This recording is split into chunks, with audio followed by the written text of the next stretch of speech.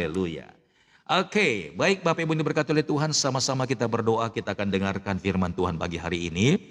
Bapak terima kasih Tuhan, pagi hari ini kami kembali mengucap syukur kalau kami bisa mendengarkan firman-Mu, dan kami buka hati kami sungguh-sungguh Tuhan, dan kami percaya bahwa firman-Mu akan senantiasa menuntun kami, membawa kami kepada kekekalan dan hidup yang diberkati Tuhan. Terima kasih Bapa yang baik, dan kiranya firman-Mu itu Tuhan Yesus bertumbuh dan berakar di dalam hidup kami, dan akan menerangi jalan kami ketika kami berjalan di dalam kegelapan dunia ini. Terima kasih Bapa yang baik, kami menerimanya dengan sungguh-sungguh, dan kami sambut Tuhan firman-Mu dengan sukacita. Terima kasih Tuhan, berkati hamba-Mu, dan terima kasih buat kepercayaan ini, dan Engkau memberikan kemampuan bagi hamba-Mu untuk menyampaikan apa yang ada di hati Tuhan. Terima kasih Bapa, berkati urapi tubuh jiwa rohku dan bibir lidah hamba-Mu Tuhan. Dan kiranya apa yang Engkau ingin sampaikan, semuanya dapat disampaikan pada pagi hari ini, tepat seperti yang ada di dalam hati dan pikiran-Mu. Terima kasih Bapa, berkati hamba-Mu, tutup bungkus kami semua dengan kuasa darah Yesus. Dari segala panah api si jahat, dari segala orang-orang fasik, dari segala orang-orang yang tidak mengerti kebenaran. Dalam nama Yesus, sekiranya mereka Tuhan Yesus, orang-orang yang belum percaya kepadamu ada di room ini Tuhan, berkatilah mereka. Jamalah hati mereka Tuhan, sebab Engkaulah yang memiliki napas mereka. Engkaulah pemilik hidup mereka, sekalipun hati mereka masih degil dan belum percaya. Tuhan, aku percaya Engkau sanggup Tuhan Yesus untuk menyentuh batin mereka, pikiran mereka, bahkan roh mereka, karena Engkau yang menciptakan mereka agar mereka percaya kepada Tuhan Yesus. Terima kasih buat berkat-Mu, terpujilah Tuhan, haleluya, amin, amin, amin, amin. Oke, Bapak Ibu yang diberkati oleh Tuhan, ya, pagi hari ini pun kita masih melanjutkan pengajaran kita mengenai pengampunan, amin, mengampuni atau pengampunan. Ya, kita tahu Bapak Ibu, ya, agama satu-satunya yang mengajarkan tentang mengampuni itu adalah Kristen. Amin. Agama satu-satunya di bawah kolong langit ini yang mengajarkan untuk mengampuni musuh-musuhnya adalah Kristen. Haleluya. Oke, mengampuni itu artinya, amin, adalah memproteksi diri kita agar kita tidak terkontaminasi dengan muntap-muntapnya orang. Itu yang pertama. Kedua, yang terpenting adalah ketika kita mengampuni, itu artinya kita membebaskan orang dari ganjaran atau hukuman. Itu mengampuni Bapak Ibu. Jadi makanya kalau orang-orang Kristen itu teraniaya di seluruh dunia, amin, tersakiti, bahkan seperti di Indonesia ini undang-undang ya pasal 29 ayat 1 sampai 3 mengatakan bahwa seluruh rakyat Indonesia itu, amin, bebas untuk beribadah, bahkan tidak ada larangan untuk membangun rumah ibadah. Tapi kita lihat Bapak Ibu, di mana-mana selalu ya umat Kristen itu teraniaya, bahkan tidak jarang kekerasan terjadi. Tetapi apa yang diajarkan oleh Tuhan Yesus? Ampunilah mereka, karena mereka tidak tahu apa yang mereka perbuat. Nah, orang yang tidak tahu apa yang diperbuatnya itu sama dengan orang bodoh, ya. Nah, kata-kata orang yang tidak tahu apa yang mereka perbuat itu orang bodoh Bapak Ibu. Ya, orang bodoh, orang yang tidak belajar, orang yang tidak punya hati nurani, ya, orang yang picek gitu matanya, picek gitu ya. Haleluya. Sekalipun secara hukum ya undang-undang dasar sudah dijelaskan bahwa amin, menganut keyakinan itu dibebaskan, tidak ada larangan. Tapi ada sebagian orang yang mencoba, amin, dengan ajarannya menganggap orang lain itu ya adalah orang yang sangat didurhakai oleh Tuhannya, makanya mereka sepertinya kepanasan Bapak Ibu. Makanya saya katakan Bapak Ibu ya, agama satu-satunya yang mengajarkan tentang pengampunan itu adalah Kristen, Tuhan Yesus. Amin. Yesus mengajarkan ya, ampunilah musuh-musuhmu. Lihat, ya, berikanlah dia makan kalau dia kelaparan. Berikanlah dia minum kalau dia haus. Itu orang Kristen. Haleluya. Ya. Jadi kalau kita melihat di pinggir jalan Bapak Ibu, sekalipun dia bukan agama Kristen, kalau dia kelaparan kasih makan Bapak Ibu. Ya, ciri-ciri pengikut Kristus itu memang sanggup memberikan makan musuh-musuhnya. Nah, itu ciri-ciri orang Kristen. Ya, ciri-ciri orang Kristen itu menolong orang-orang yang sekalipun orang-orang itu telah menyakiti hatinya. Haleluya. Ya, ciri-ciri orang Kristen itu Bapak Ibu ya berbelas kasihan kepada orang-orang sekalipun ya tidak satu iman dengan dia, itu orang Kristen. Beda dengan orang lain ya, kalau orang lain kalau tidak satu agama ya nggak usah diurusin karena mereka tidak punya belas kasihan. Yang punya belas kasihan itu adalah Tuhan Yesus. Jadi kalau pengajaran Tuhan Yesus ada di dalam kita, amin, haleluya. Kalau pengajaran Tuhan Yesus ada di kita, maka kita sanggup melakukan itu. Haleluya. Ya. Iya. Tadi dikatakan situ agama Buddha juga mengasihi betul, tapi ini bicara tentang pengampunan ya. Agama satu-satunya yang mengajarkan pengampunan itu adalah Yesus. Karena Yesus yang sudah disiksa, disakiti, karena tidak ada satu tokoh agama pun yang telah tersakiti bahkan tidak karena dosanya, amin, tidak karena kejahatannya, dia dianiaya, disiksa, bahkan disalibkan, bahkan mati. Tapi orang yang disiksa itu, yang tidak punya dosa itu justru melepaskan pengampunan. Enggak ada. Di bawah kolong langit ini tidak ada. Cuman agama satu-satunya yang unik, antik, dan sangat perfectly itu adalah ajaran Kristus. Haleluya. Makanya kita semuanya di sini ya, haleluya. Kita semuanya di sini yang benar-benar percaya kepada Yesus harus mengampuni musuh-musuhnya. Amin. Luar biasa Bapak Ibu. Sekalipun ya, memang disinilah yang namanya iman yang tangguh itu. Amin. Orang udah nyakitin, tapi Tuhan bilang jangan sakiti mereka. Bahkan Yesus bilang begini, mintalah berkat untuk mereka. Haleluya. Artinya kita bilang begini, Tuhan berkatilah musuh-musuhku. Itu enggak mudah Bapak Ibu ya, enggak mudah. Haleluya. Jadi kita semuanya di sini pada siang hari ini ya, dari pengantar yang Pastor Dot sampaikan ini, kita belajar Bapak Ibu untuk meletakkan pengampunan itu di dalam hidup kita menjadi yang paling utama. Haleluya, haleluya. Oke ya, jadi kalau kemarin kita sudah belajar mengenai mengampuni atau pengampunan Bapak Ibu, hari ini pun kita juga harus belajar. Nah kemarin sempat saya singgung ketika Petrus bertanya kepada gurunya, guru berapa banyak kali kita harus mengampuni orang-orang. Haleluya. Petrus menjawabnya 7 kali kah? Lalu Yesus berkata, tidak, bukan 7 kali, tapi 70 kali 7 kali. Amin. Itu artinya, amin, kemarin sudah kita pelajari bahwa 70 itu sebenarnya diambil dari Mazmur pasal 90 ayat yang ke-10 ya. Ya, itu dikatakan di sana bahwa masa hidup manusia, masa hidup kami itu 70 tahun. Ya, kalaupun lebih 80 tahun, selebihnya atau sisanya pun itu adalah kesukaran atau penderitaan. Amin. Jadi 70 itu berbicara usia kita. Amin. Dan 7 yang di belakangnya itu berbicara tentang masa penciptaan Allah atas semesta ini. Dan itu artinya kalau dihitung 7 bisa 1 minggu. Artinya dalam 1 minggu dari hari yang pertama sampai hari yang ke-7 kita hidup dalam pengampunan Bapak Ibu. Amin. Itu artinya bukan hanya kita saja tapi Tuhan pun melakukan hal yang sama. Kalau dia mengajarkan 70 kali 7 kali, maka seumur hidup kita pun pengampunan Tuhan itu terjadi Bapak Ibu. Amin. Kapanpun kita melakukan kesalahan, ketika kita mengingat betapa besarnya kasih Tuhan, kita datang kepadanya, maka Tuhan Yesus itu tetap mengampuni. Amin. Haleluya.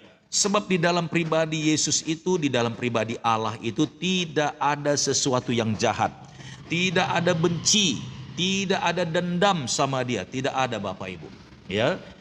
Sejahat-jahatnya manusia ketika dia datang kepada Tuhan dan dia mengakui semua dosanya, kesalahannya, Tuhan Yesus siap untuk mengampuni segala dosa-dosa kita. Amin. Cuman jangan sampai lupa Bapak Ibu, ada satu dosa ya yang tidak bisa diampuni oleh Tuhan. Ada satu dosa, kesalahan, pelanggaran yang tidak bisa diampuni oleh Tuhan. Apa itu pastor? yaitu dosa yang tidak diakui, ya, yaitu dosa yang tidak diakui. Amin.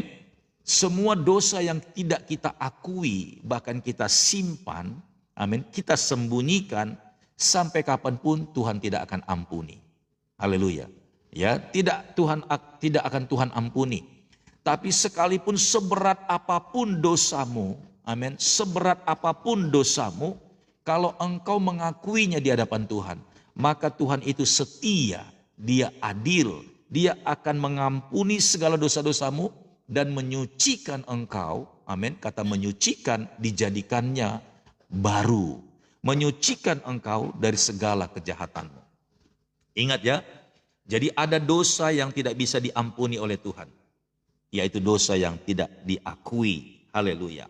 Nah, Bapak Ibu yang diberkati oleh Tuhan, ya, kemarin juga kita sudah belajar bagaimana mengampuni itu, ya. Ingat ya Bapak Ibu, mengampuni itu sebenarnya, ya, melindungi kita Bapak Ibu, ya, melindungi kita dan membuat sebuah proteksi dalam hidup kita agar segala muntap-muntapnya orang, dosa-dosanya orang, marahnya orang, kecewanya orang, sakit hatinya orang itu tidak kena ke kita.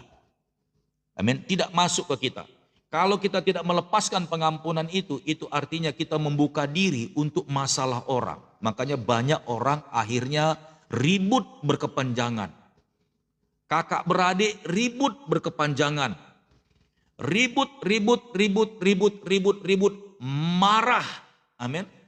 Marah yang berkepanjangan itu yang namanya dendam, Bapak Ibu.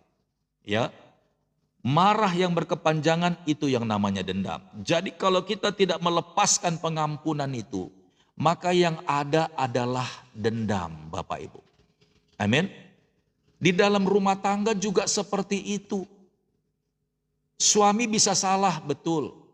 Istri bisa salah, betul. Amin. Tapi kalau suami menyimpan salah istrinya, istrinya juga menyimpan salah suaminya, maka tanpa disadari, amin, suami istri tersebut dua-duanya sebenarnya menyimpan yang namanya dendam atau sakit hati. Perhatikan baik-baik. Saya sudah katakan tadi, orang yang melepaskan pengampunan itu sebenarnya dia sedang menyelamatkan dirinya.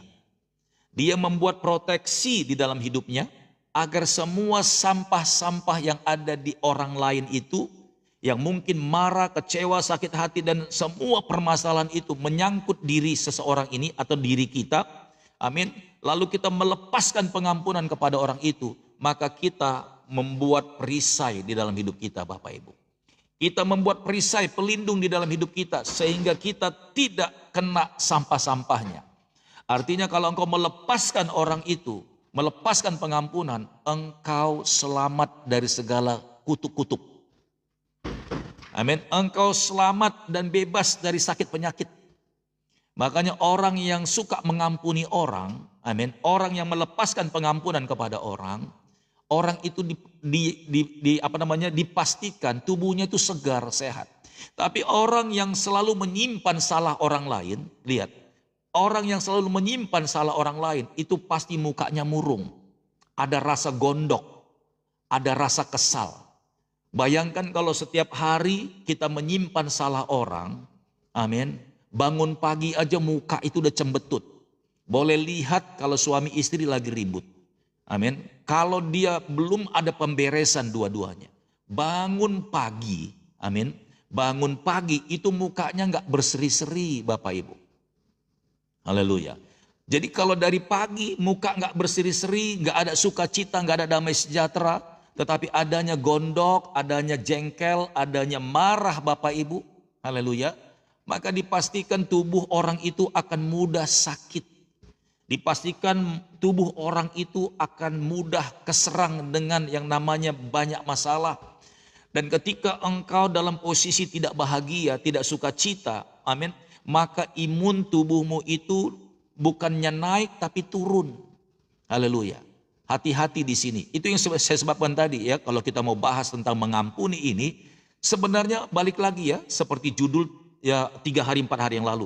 Semua segala sesuatu yang dijadikan Tuhan, hukum-hukumnya semuanya itu itu membawa dan untuk kebaikan bagi kita. Bahkan sampai di pengampunan pun Yesus suruh kita untuk mengampuni. Sebenarnya Tuhan maksudkan agar tubuh kita ini sehat panjang umur. Saya mau bilang Bapak Ibu, ketika Yesus menjawab 70 kali 7 kali itu, kenapa sampai 70 itu bicara tentang panjang umur. Orang yang mengampuni seumur hidupnya dipastikan panjang umur maksudnya Bapak Ibu. 70 kali 7 kali itu artinya orang itu akan dimampukan Tuhan sampai di usia 70, kalau boleh sampai di 80 Bapak Ibu. Nah, orang yang suka mengampuni, atau dengan kata lain orang yang tidak menyimpan kesalahan orang yang tidak menyimpan aibnya orang yang tidak menyimpan muntapnya orang, maka orang itu enteng dalam tubuhnya. Pikirannya luwes, enteng. Amin. Hatinya juga enteng.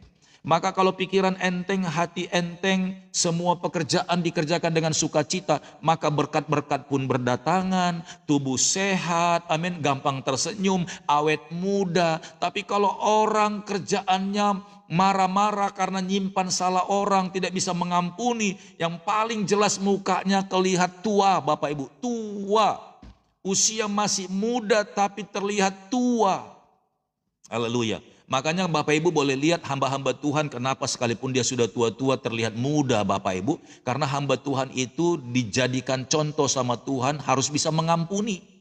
Amin. Sekalipun hamba Tuhan banyak yang bikin jengkel, hamba Tuhan banyak juga mungkin punya masalah, tapi hamba Tuhan diperhadapkan dengan satu sistem firman, bahwa hamba Tuhan itu harus jadi bukti dan contoh dan teladan. Sekalipun banyak masalah, tapi dia harus melepaskan pengampunan. Makanya hamba-hamba Tuhan itu sekalipun usianya sudah banyak, tapi wajahnya itu penuh dengan kemuliaan Tuhan. Amin. Seperti Pastor Daud kata Ibu Mehua. Haleluya. Ini karena efek ya. Kemarin waktu ketemu sama Ibu Mehua pertama kali, sama teman-teman yang lain, begitu lihat, wih, ternyata Pastor Daud mukanya begini, baru tahu saya katanya. Ini muka Pastor Daud ini glowing, ini gara-gara lampu Bapak Ibu ya.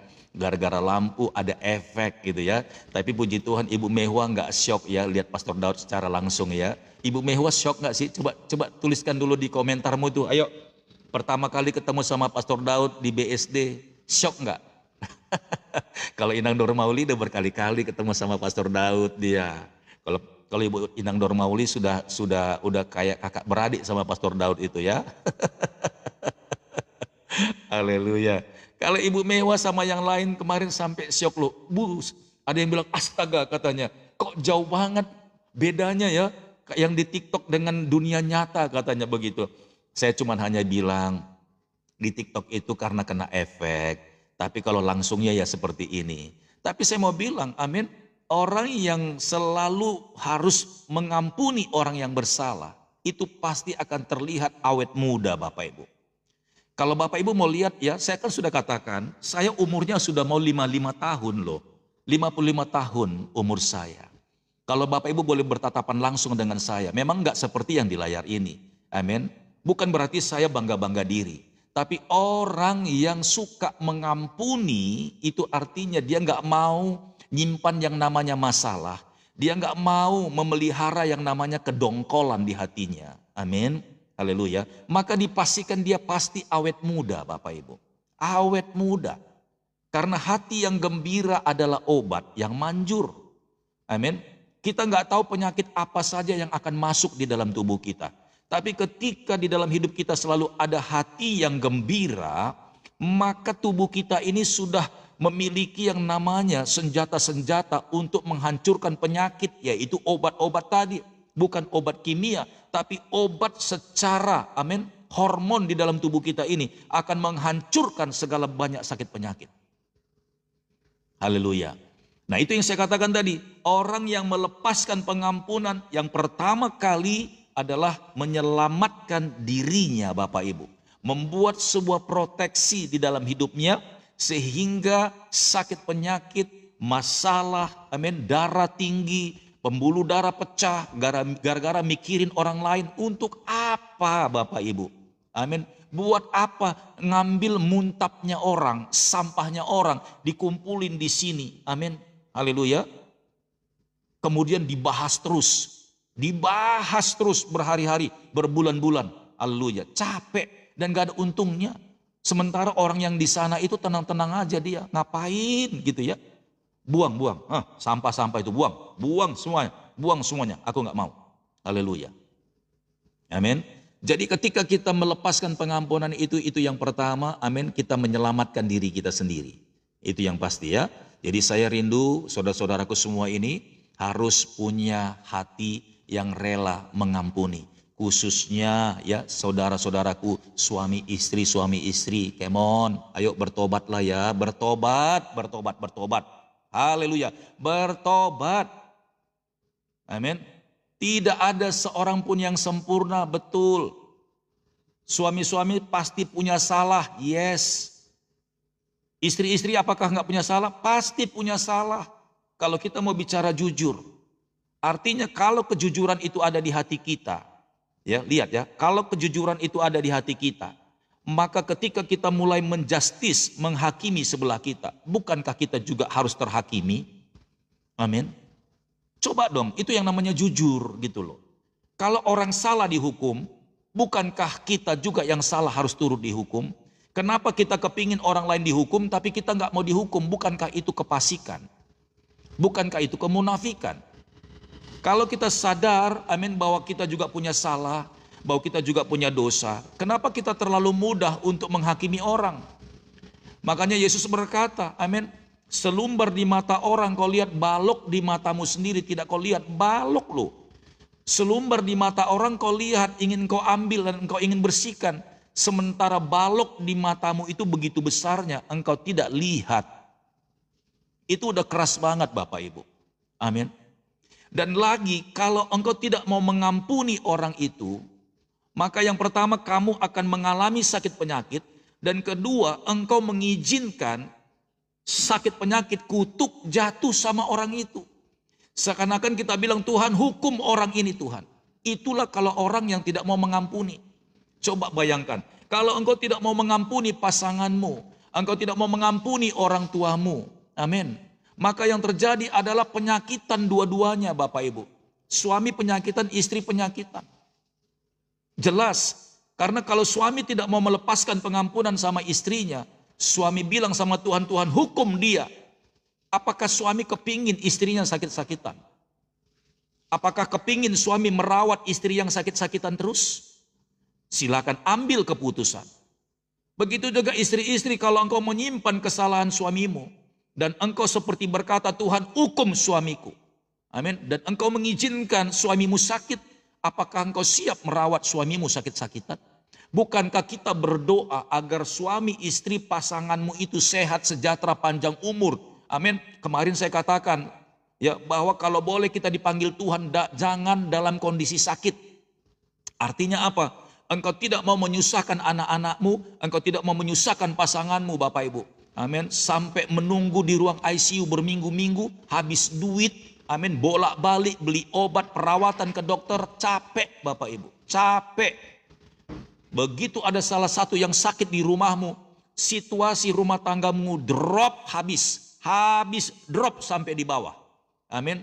Mentalmu diuji, perasaanmu diuji, keadaanmu diuji, rumah tanggamu berantakan, rumahmu berantakan, amin, perabat-perabatmu berantakan, haleluya. Apakah itu yang mau kita inginkan ketika kita tidak bisa melepaskan pengampunan? Engkau menginginkan pasanganmu sakit. Engkau menginginkan pasanganmu binasa. Engkau menginginkan orang tuamu sakit. Yang rugi saudara juga. Yang rugi saudara juga, dengar baik-baik. Kalaupun engkau seperti merasa benar sendiri, pasanganmu yang engkau hakimi dan dia benar sakit, yang nyesal saudara. Apalagi kalau sakitnya itu sakit berpuluh-puluh tahun, stroke Bapak Ibu. Pembuluh darahnya pecah karena tidak pernah berdamai di rumah itu.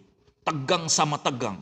Yang lemah kalah, cedas, stroke, ruang ICU. Tiap hari gendong, tiap hari mandiin, tiap hari ngasih makan. Haleluya. Ya.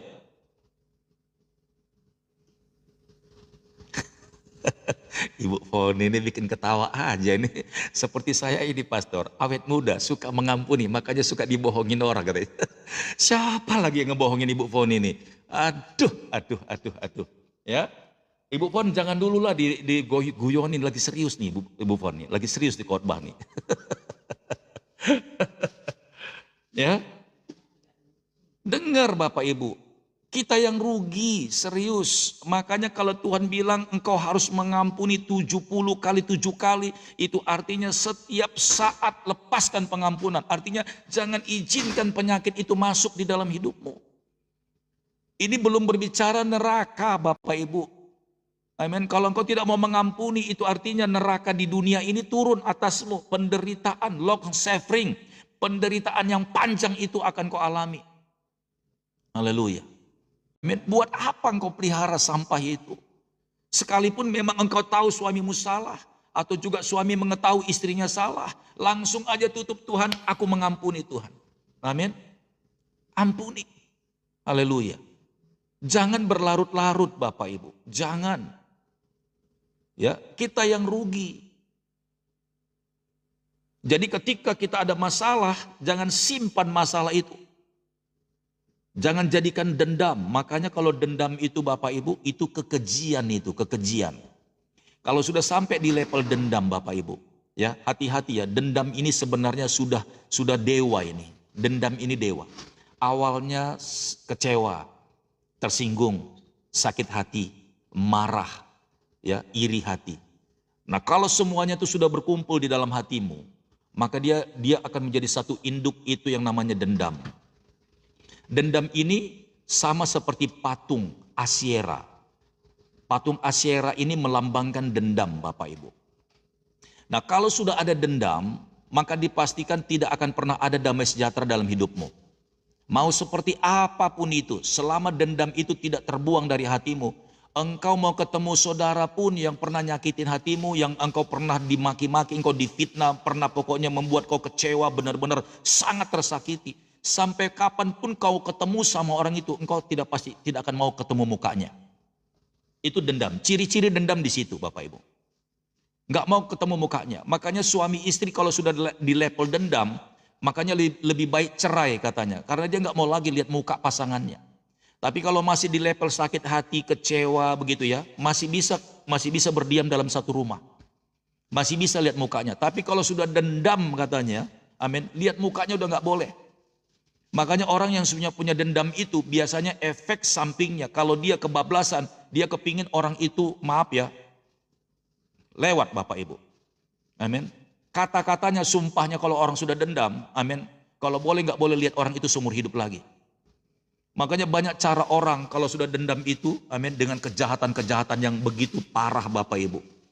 Ya, dengan kuasa kegelapan santet biar orang itu lewat, biar orang itu sudah tidak ada lagi, amin, biar orang itu sudah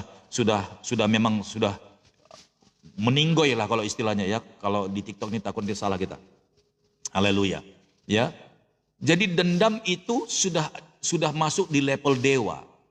Ya, makanya di zaman orang Israel, di zaman kerajaan Raja Asa, ya, itu neneknya Maaka itu membuat satu patung, banyak dewa-dewa di situ, mewakili satu patung namanya patung Asyera. Haleluya. Patung Asyera itulah patung yang artinya itu namanya dendam, marah. Haleluya. Amin. Jadi kalau sudah ada yang namanya roh dendam ini, nggak akan bisa damai Bapak Ibu. Nggak bisa damai dia. Nah, banyak kakak beradik juga seperti itu. Hanya gara-gara warisan bisa marah, kecewa, sakit hati, dan dendam. Dan yang lebih parahnya lagi, penyakit dendam ini bukan penyakit anak kecil, bukan penyakit anak remaja, penyakit orang tua Bapak Ibu. Ini orang tua, ini penyakitnya dendam. Kalau dia sudah sakit hati, kecewa, amin, bahkan sampai ke liang lahat pun, kalau boleh dia bilang nggak usah ketemu lagi sama orang itu. Wih, itu berat Bapak Ibu. Itu berat ya. Itu berat itu. Kakak beradik banyak yang begitu. Padahal masalahnya sepele. Hanya dikecewakan, mungkin dirugikanlah, atau ada yang nggak adil, ketidakadilan. Amin. Bukankah seperti itu juga awalnya di dalam rumah tangga, ketidakadilan. Tapi karena ini suami istri, mungkin karena saling masih membutuhkan, masih bisa diredam. Tapi kalau kakak adik bersaudara itu, ketika ketidakadilan terjadi, maka masuklah iblis maka bukan lagi kecewa sakit hati, langsung ke tingkat dewanya Bapak Ibu. Amin. Karena ini orang tua, dendam. Haleluya. Dan anak-anaknya pun akhirnya kena semuanya. Nah, itu yang pertama, dengarkan baik-baik ya, itu yang pertama. Jadi kalau kita melepaskan pengampunan, yang pertama kali kita menyelamatkan diri kita. Oke, menyelamatkan keluarga kita, menyelamatkan anak-anak kita. Agar muntap-muntap dan aib-aibnya orang itu tidak masuk ke kita. Karena kalau kita sampai mengambil masalah orang, amin, bisa jadi transfer spirit Bapak Ibu. Oke, seperti kehidupan orang yang menyakiti kita, kita juga bisa. Akhirnya kita terpengaruh, kita kotor, maka kita juga akan, amin, menjadi yang sama seperti dia. Contohnya apa Pastor Daud? Ya jelaslah. Karena kita menyimpan yang namanya rasa sakit hati, kemana-mana kita pasti akan ngomongin kan. Haleluya. Kita akan ceritakan orang itu, ciri-ciri orang yang sakit hati. Amin. Ciri-ciri orang yang kepahitan. Selalu kemanapun dia pergi, pasti dia akan ceritakan masalah itu. Ke siapa-siapa. Apalagi kalau orang Batak ini, ketemu keluarga yang lain. Ya, keluarga satu ketemu, bahasnya itu lagi. Keluarga yang kedua ketemu, bahasnya itu lagi. Keluarga yang ketiga ketemu, bahasnya itu lagi. Enggak ada beres-beresnya. Itu orang Batak itu. Saya enggak tahu orang yang lain ya. Karena saya orang Batak, saya sebut orang Batak aja. Haleluya. Dan kalau kita lakukan itu setiap saat dimanapun kita berada, amin. Dan kita selalu ceritakan masalah itu yang namanya berhala di hatimu. Itulah berhala di hatimu. Kalau dulu berhala itu patung. Kalau zaman sekarang ini berhala itu. Rasa sakit hati kecewamu itu selalu engkau umbar kemana-mana. Yang lebih menyedihkan lagi, orang yang mendengar itu, yang tadinya tidak punya masalah sama orang lain itu, akhirnya dia punya masalah. Yang dengar itu bilang, iya, oh, tohodoi. Benar. Itu benar kali itu. Iya, aku juga sebenarnya kesal sama dia. Akhirnya engkau membawa api ke dalam tengah hutan, dan hutan itu terbakar semua. Orang yang tidak tahu apa-apa jadi tahu apa-apa. Orang yang tidak punya sangkutan jadi bersangkut-sangkutan semua. Haleluya. Amin. Itulah ciri-ciri orang yang punya kepahitan. Ya, saya bilang nih, orang Batak paling suka begitu. Bayangkan Bapak Ibu. Ya. Tolong ya di sini yang orang-orang Batak ya. Mulai hari ini, amin, tidak ada lagi kesempatan untuk itu.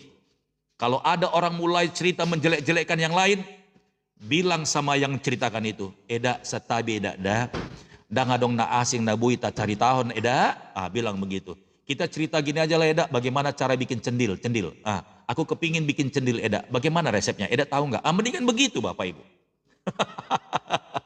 Kalau ada orang datang ke rumahmu, itu dia mau bawa sampah ke rumahmu. Ada orang mau bawa sampah ke rumahmu, tapi engkau tidak tahu. Ketika dia mulai cerita, eda, neng cerita eda tuh ho. Aku mau cerita ini eda, eda mau dengerin. Apa itu eda? Begini loh, aku ada masalah. Begitu dia sudah mulai, Bapak Ibu langsung bilang, setai bijo eda. Maaf dulu edaku, maaf dulu ya kak, maaf ya dek ya, maaf. Ya aku sih sudah nggak mau lagi dengar yang begituan eda. Aku ini udah dibersihkan sama Tuhan. Boleh nggak kita cerita yang lain? Sampai dia bilang, langsung dibungkam Bapak Ibu. Maaf lah eda kalau gitu. Aku permisi lah eda, mau pulang lah.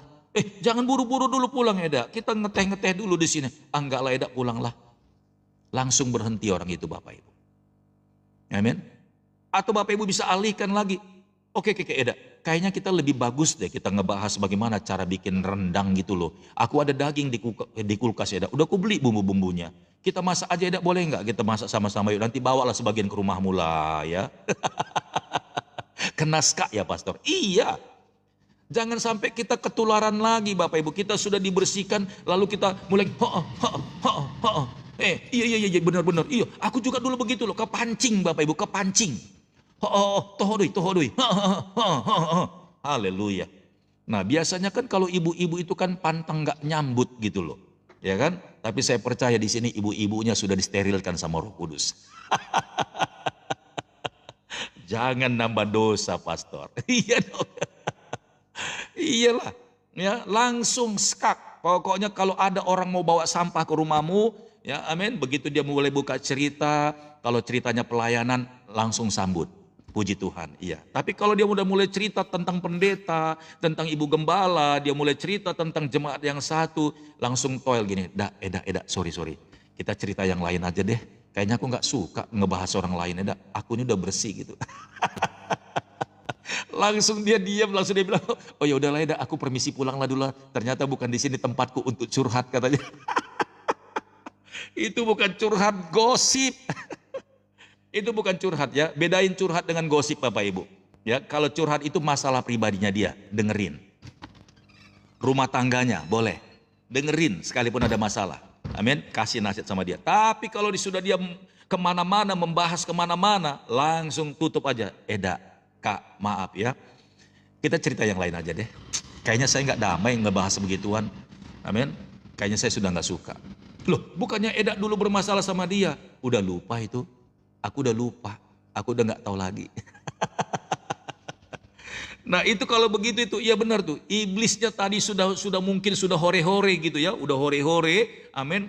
Mau membawa wabah itu, wabah penyakit ke rumah, amin. Langsung disekat, ditengking dalam nama Yesus dengan perkataan yang bijaksana. Maaf ya Dak ya, aku udah nggak bisa dengar ginian. Iblisnya langsung manyun itu mukanya.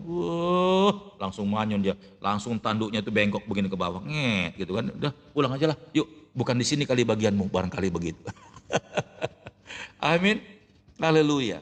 Yes, sebenarnya pengampunan ini amazing sekali Bapak Ibu. Ya, amazing sebenarnya. Haleluya. Iya, malu banget iblisnya, malu dia. Amin. Kadang-kadang kita nggak menyadari Bapak Ibu, serius kalau kita nggak menyaring memilah orang, amin, sembarangan kita dengerin curhatnya orang, sembarangan kita dengerin meresponi ceritanya orang, kita begitu dia pulang, berjam-jam kita cerita, begitu dia pulang, Eda pulanglah aku Eda, udah jam 2 siang ini, aku mau ada kerjaku di rumah. Begitu dia pulang, kita damai sejahteranya hilang. Oh Tuhan Yesus ampuni saya. Buru-buru masuk kamar. Tuhan aku tadi berdosa Tuhan. Aku sudah ambil bagian dalam kepasikan si Eda tadi Tuhan. Aku sudah mengambil kepasikan. Aku ikut membahas tadi tentang orang itu. Ampuni saya Tuhan. Haleluya. Ya. Iya. Amin ya. Jadi ketika orang itu pulang, kitanya yang uring-uringan Bapak Ibu. Makanya itu sudah ketransfer Bapak Ibu. Apalagi kita ngebahasnya dengan emosi itu ya. Iya itu kemarin disambung-sambung lagi Bapak Ibu. Tadinya 1 kilometer jadi 5 kilometer ceritanya. Disambung-sambung. Haleluya. Amin. Jangan Bapak Ibu. Ya, ciri-ciri orang yang mengampuni itu, amin, sudah tidak suka lagi ngebahas begituan. Tapi ciri-ciri orang yang tidak bisa mengampuni, tapi sakit hati, kecewa, kepahitan, kemana-mana. Amin. Kemana-mana pasti dia bawa, ketemu orang dia ceritakan itu. Jadi kalau Bapak Ibu sudah tahu orang seperti itu, amin, tinggalkan orang itu. Tinggalkan Bapak Ibu. Bukan karena benci, tapi lebih bagus engkau memelihara, memproteksi keluarga rumah tanggamu, ketimbang daripada rumah tanggamu nanti kena virusnya, amin, akhirnya rumah tanggamu hancur-hancuran juga. Haleluya. Hati-hati Bapak Ibu. Ya. Nah, kemudian ini yang kedua tadi saya katakan, ketika engkau melepaskan pengampunan kepada orang, engkau mengizinkan Tuhan, amin, untuk memberkati dan mengampuni orang itu. Nah, gitu dia Bapak Ibu. Jadi ketika engkau melepaskan pengampunan sama orang, engkau meminta Tuhan agar Tuhan berkati dia. Makanya Yesus mengajar, amin, mintalah berkat kepada Tuhan untuk musuh-musuhmu, mintalah berkat bagi mereka. Bukan meminta berkat dari yang menghancurkan kita Bapak, bukan, meminta berkat kepada Tuhan untuk mereka. Jangan sampai salah ayatnya. Tidak pernah orang yang berbuat dosa jadi berkat ke kita, tidak ada. Amin. Jangan sampai salah membaca ayat itu. Mintalah berkat, maksudnya itu dari Tuhan untuk mereka.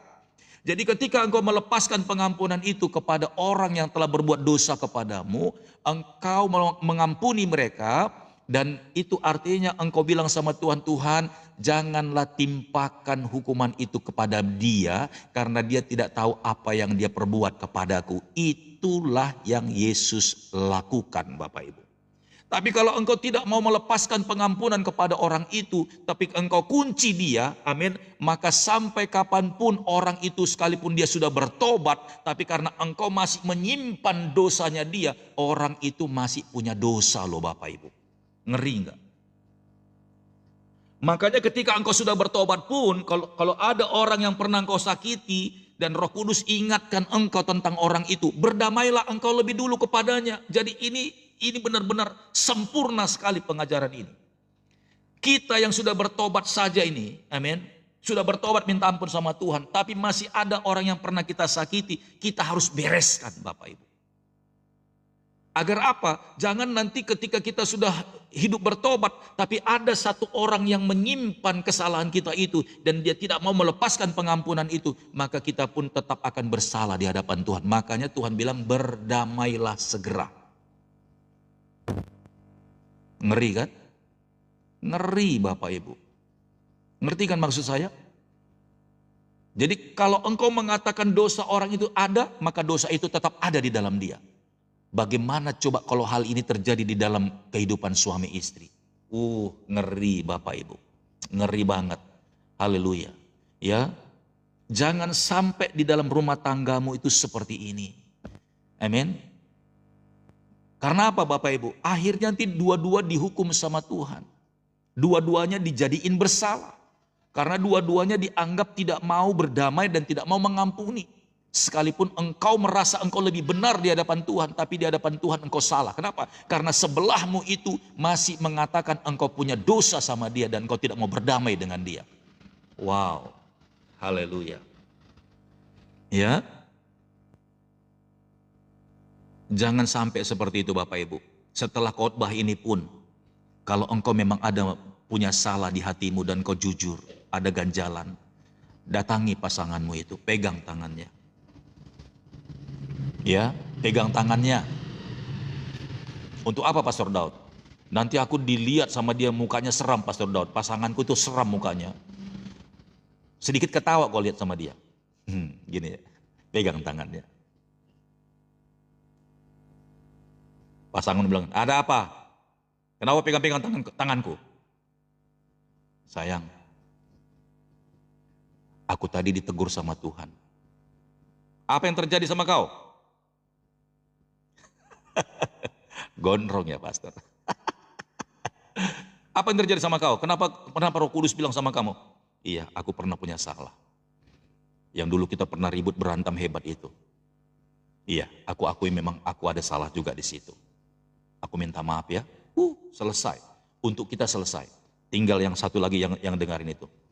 Kalau dia memang benar-benar anak Tuhan, kalau pasanganmu itu benar-benar takut sama Tuhan, kalau memang pasanganmu itu mengerti arti penyalipan, kalau dia mengerti tentang darah Yesus, ketika engkau sudah pegang tangannya, dia nggak mungkin menolak. Nyala engkau hai iblis, nyala engkau dari hadapanku, aku tidak mengenal engkau. Nggak mungkin begitu Bapak Ibu. Orang yang takut akan Tuhan, yang sudah diampuni dosanya sama Tuhan, pasti akan bilang, aku juga minta maaf ya sayang, aku juga punya salah. Kita selesaikan sampai di sini. Jangan kita ingat-ingat lagi semua yang sudah terjadi. Amin. Jangan kita ingat-ingat lagi. Kita lupakan semuanya. Harusnya seperti itu. Baru clear Bapak Ibu. Amin. Dan kita juga seperti itu, makanya saya katakan kemarin kepada Pak Paulus, biar engkau clear, datangin itu ponakanmu itu. Kalau nggak bisa datangin, telepon juga nggak apa-apa. Tapi lebih bagus datangin, sekalipun ya kayak gimana muka kita di hadapannya. Oke, datang silaturahmi, salaman. Akui aja sekalipun aku bapak tua, bapak udah. Aku minta maaf sama kalian ya kalau saya dianggap nyampurin kalian. Mulai hari ini aku nggak akan lakukan itu lagi. Mungkin bapak udah salah di mata kalian.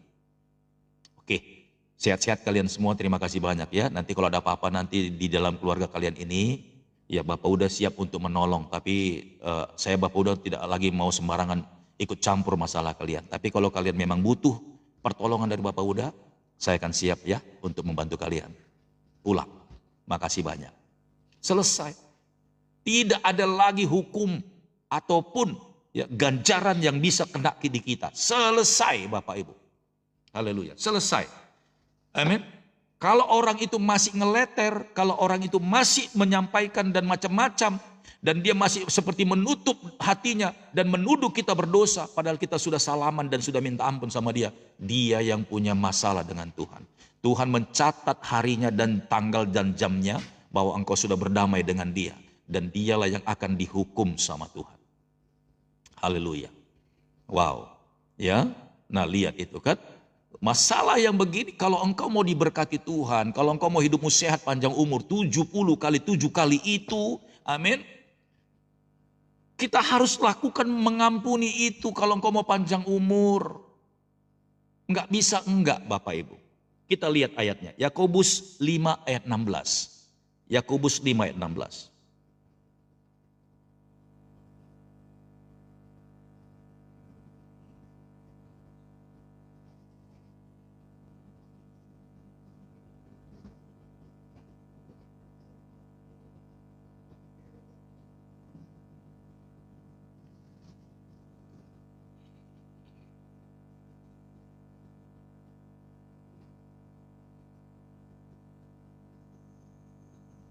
Oke ya, Yakobus 5 ayat 16, tapi saya akan bacakan dari ayat 15-nya ya. Haleluya. Dikatakan di sini, dan doa yang lahir dari iman akan menyelamatkan orang sakit itu, dan Tuhan akan membangunkan dia, dan jika ia telah berbuat dosa, maka dosanya itu akan diampuni. Karena itu hendaklah kamu saling mengaku dosamu, saling mengaku dosa. Amin. Suami istri, istri suami, kakak beradik, anak dan orang tua dan anak, adik dan kakak, saling. Amin.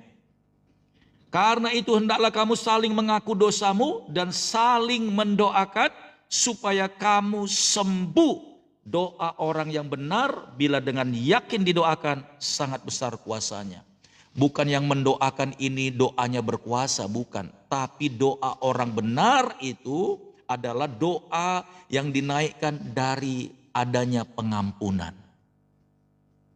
Bukan harus doa pendeta. Ketika engkau saling menghakimi, saling menghujat, saling dendam, dua-duanya bertobat, berpelukan. Kakak beradik berpelukan. Sekalipun tadi mereka ada dalam dosa, tapi ketika mereka sama-sama rekonsiliasi, pelukan, berdoa, mungkin di antara mereka ada yang sakit, didoakan sama saudaranya, Tuhan, aku mengampuni saudaraku ini. Aku mengampuni mereka, Tuhan. Sembuhkanlah adikku ini. Sembuhkan Tuhan. Dalam nama Yesus. Sembuh Bapak Ibu. Haleluya. Sembuh. Segala sakit penyakit itu lepas. Itu yang dimaksudkan. Karena itu hendaklah kamu saling mengaku dosamu dan saling mendoakan. Ini saling mengaku dosa dan saling mendoakan. Itu mengampuni. Amin. Makanya orang yang mengampuni itu, saya kan jelas ya. Orang yang melepaskan pengampunan, mengampuni, pasti sehat, sembuh. Sehat, sembuh, nggak ada penyakit. Ya, kecuali kalau penyakit yang dibuat-buat. Contohnya masih minuman keras, masih merokok, begadang. Ya itu penyakit yang dibuat-buat. Tapi ada penyakit yang memang nggak dibuat-buat, tapi karena perasaanmu itu.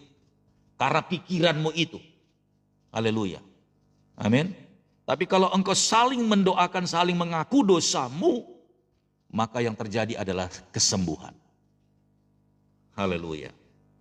Iya, Ibu Dince bilang, amin, betul Pastor. Apa kabar Ibu Dince? Sehat-sehat ya? Salam buat Pak Jepri, kangen juga nih dengar suaranya Pak Jepri.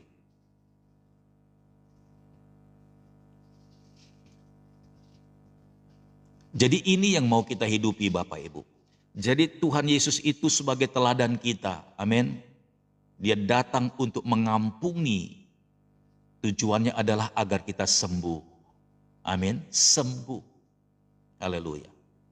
Jadi mari sama-sama kita cross check Bapak Ibu. Kita cross check ya.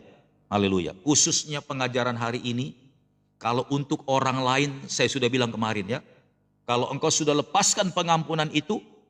Kalau engkau sudah lepaskan pengampunan itu. Maka engkau tidak usah lagi, amin, bergaul sama mereka. Karena belum tentu mereka, amin, belum tentu mereka itu berubah seperti apa yang kita inginkan. Bisa jadi ketika kita sudah berdamai sama mereka, dan mereka masih meleter kemana-mana, itu yang saya katakan tadi. Orang lain mungkin sudah minta ampun, sudah berdamai, tapi ada orang itu nggak pernah puas. Kemana saja dia ceritakan orang itu. Saya mau bilang tinggalkan orang itu Bapak Ibu. Ya, tinggalkan. Haleluya. Mari sama-sama kita lihat dulu ya. Di 2 Timotius 3 ayat 1 sampai 5. 2 Timotius 3 ya, dari ayat 3 aja deh. 2 Timotius 3 ayat 3 sampai 5.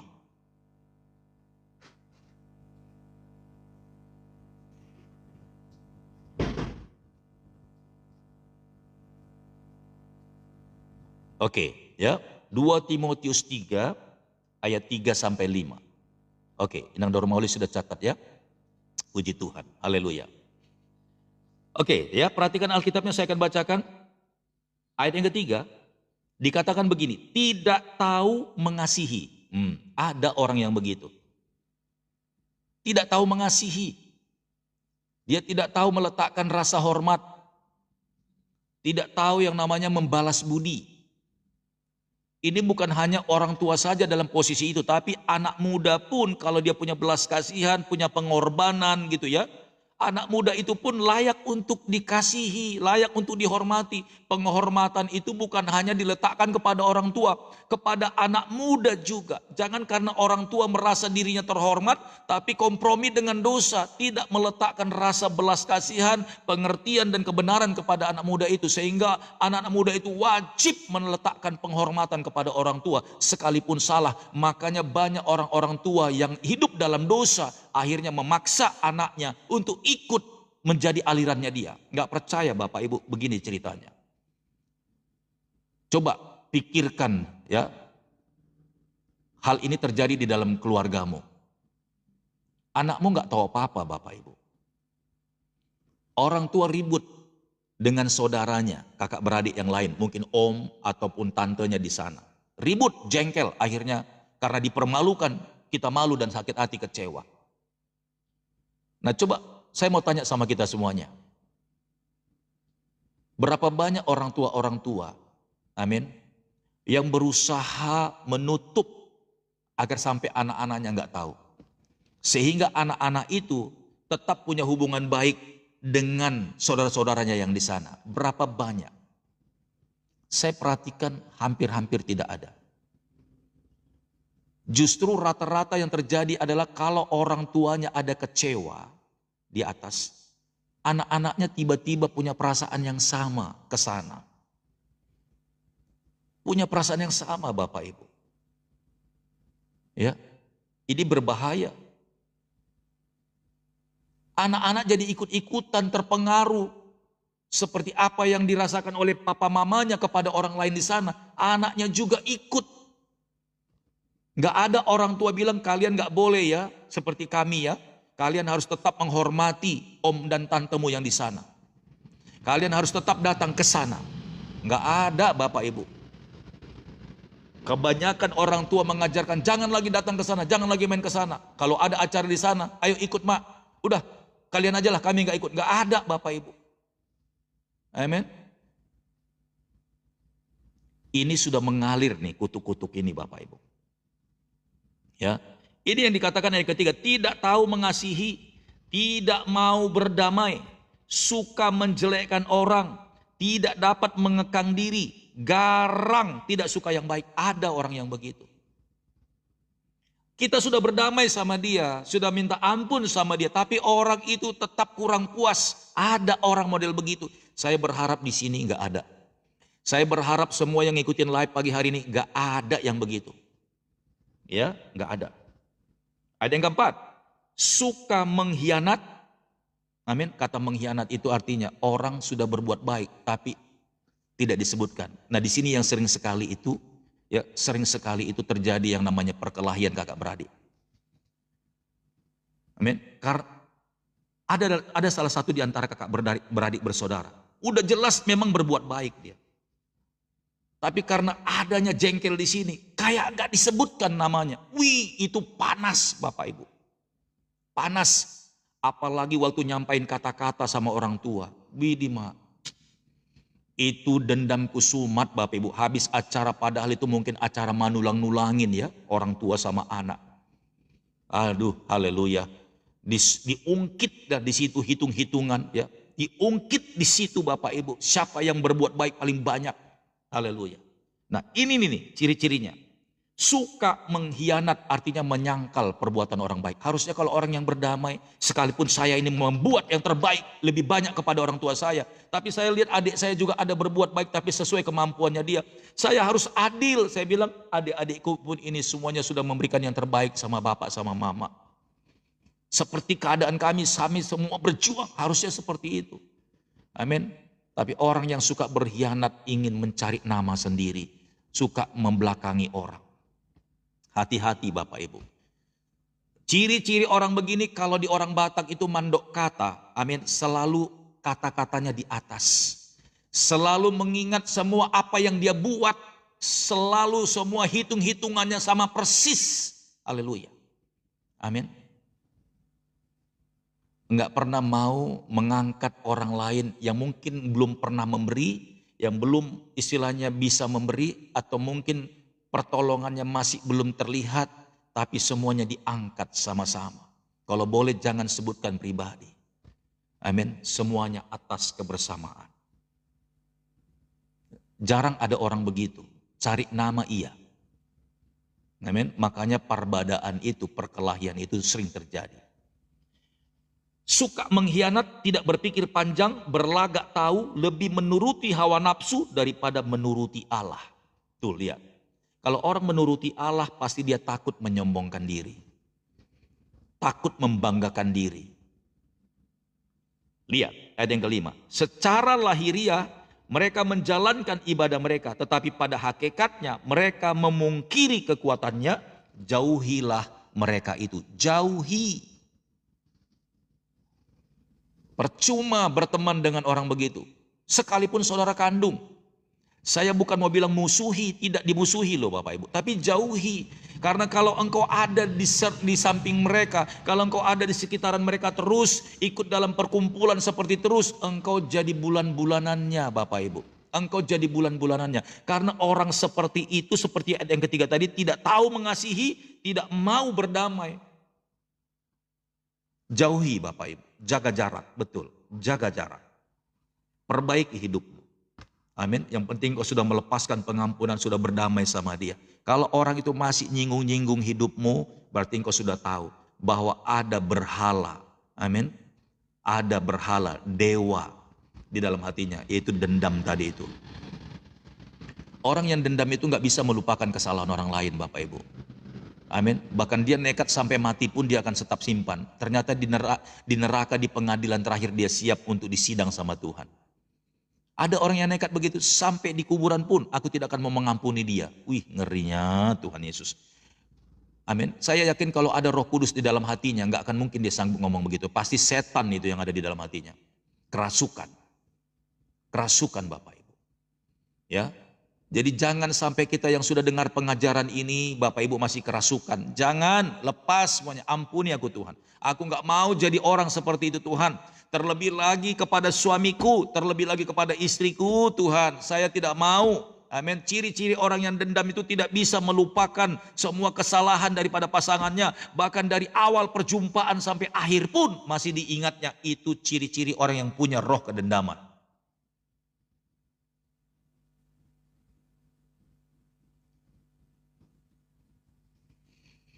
Coba kita buka lagi 2 Tawarik 15. Ya, 2 Tawarik 15. Ini keadaan satu kerajaan Israel yang dipimpin oleh Raja Asa. Apa yang terjadi waktu itu? Kita lihat ya.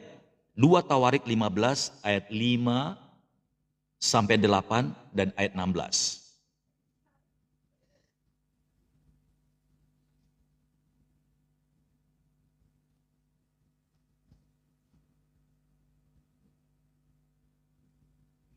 Ingat ya Bapak Ibu, kata-kata saya katakan tadi, tinggalkan orang itu bukan berarti musuhi dia, tidak. Kasihi. Anytime kalau mereka butuh akan pertolonganmu, lakukan. Tapi kalau tidak ada terlalu penting, jangan ambil urusan. Ya, jaga jarak Bapak Ibu. Itu lebih baik. Oke, ya. Iya, makanya tadi saya bilang ya, suami istri, orang tua dan anak juga harus sama-sama melepaskan. Orang tua harus tahu kalau orang tua menyimpan kesalahan anak, maka anak itu sampai kapanpun gak diberkati. Begitu juga anak-anak kalau menyimpan kesalahan orang tua dan tidak melepaskan pengampunan itu, anak-anak itu pun tidak akan terberkati Bapak Ibu. Makanya semua dosa dan kesalahan orang tua, amin, biar nggak turun ke dalam anak-anaknya, anak-anaknya itu harus lepaskan pengampunan Bapak Ibu. Agar semua kutuk-kutuk nenek moyang itu berhenti. Semua dosa-dosa berhala mereka dulu, lepaskan pengampunan Bapak Ibu. Amin. Ingat ya, melepaskan pengampunan itu bukan kompromi, tapi tinggalkan masa lalu. Harus tinggalkan, jangan ikut-ikutan lagi di masa lalu itu maksudnya. Oke ya, 2 Tawarik 15. Haleluya. Oke. Ayat 5, 6, 7, 8 dan ayat 16. Saya akan bacakan ya. Perhatikan baik-baik.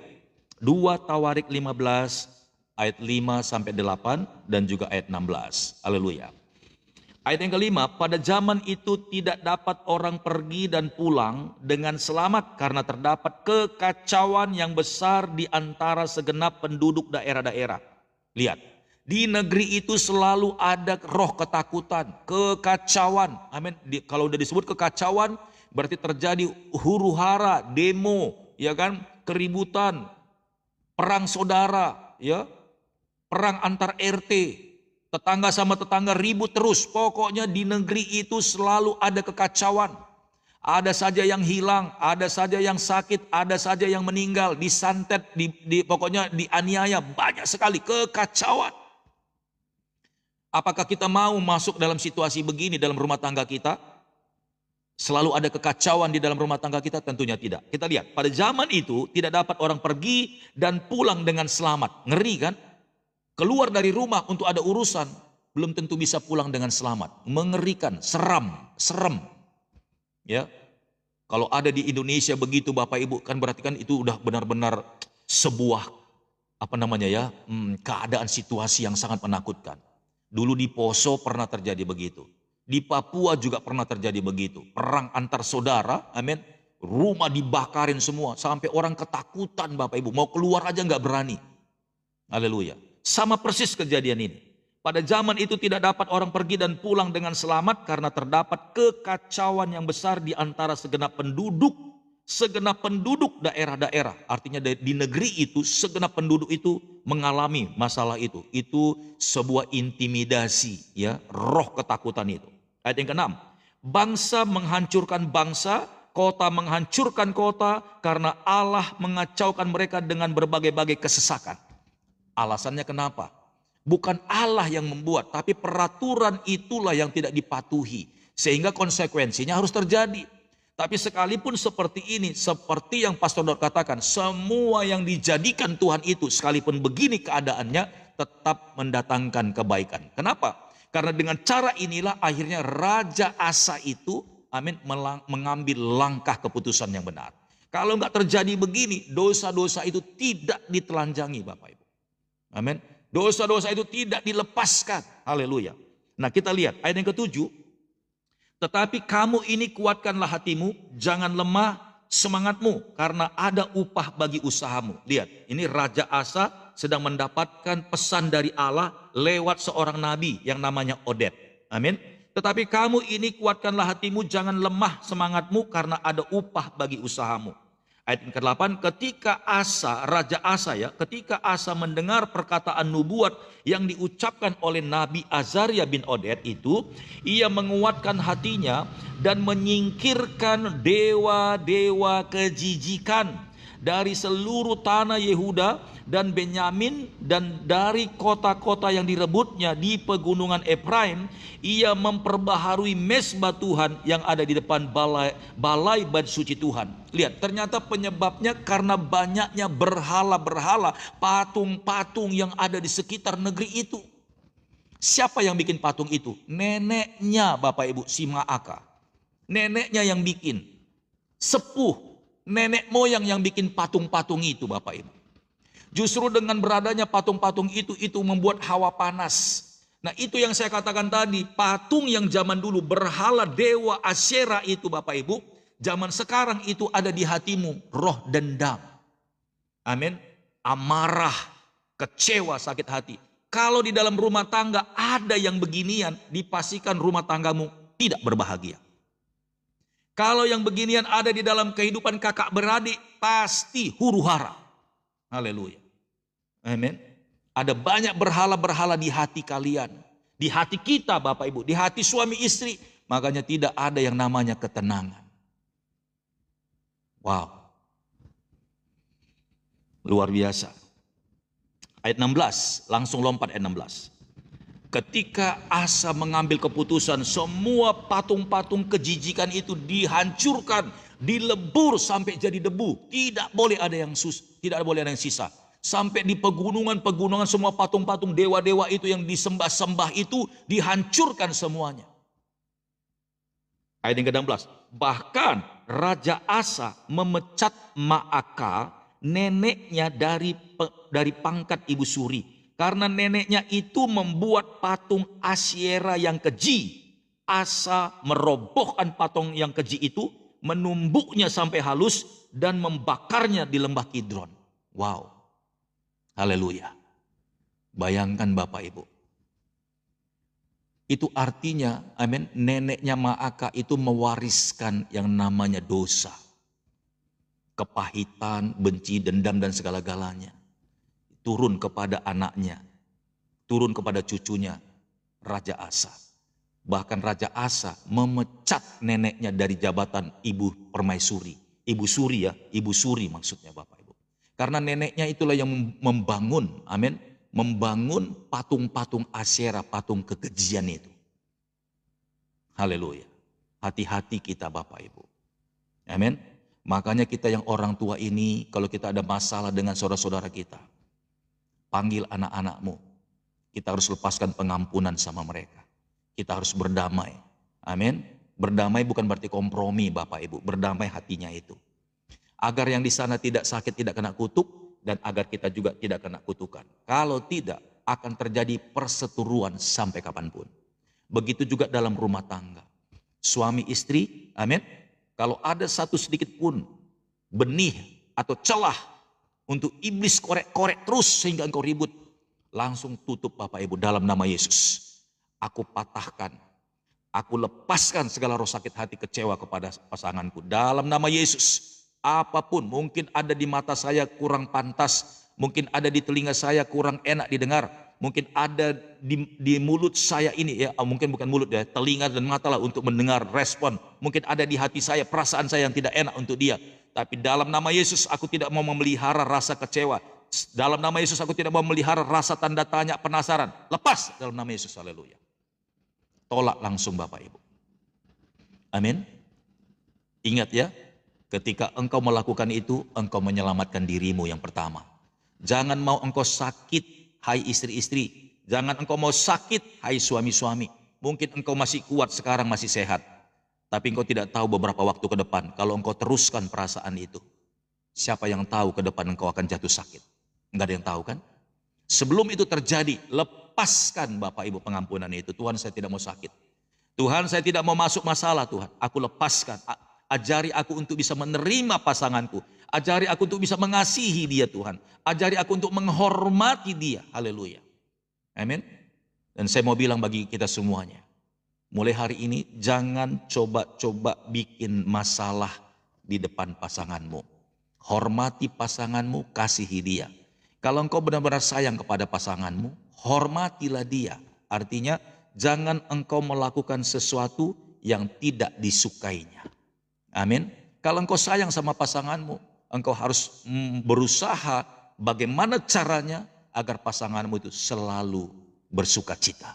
Amin. Itu baru yang namanya engkau mengasihi pasanganmu. Haleluya.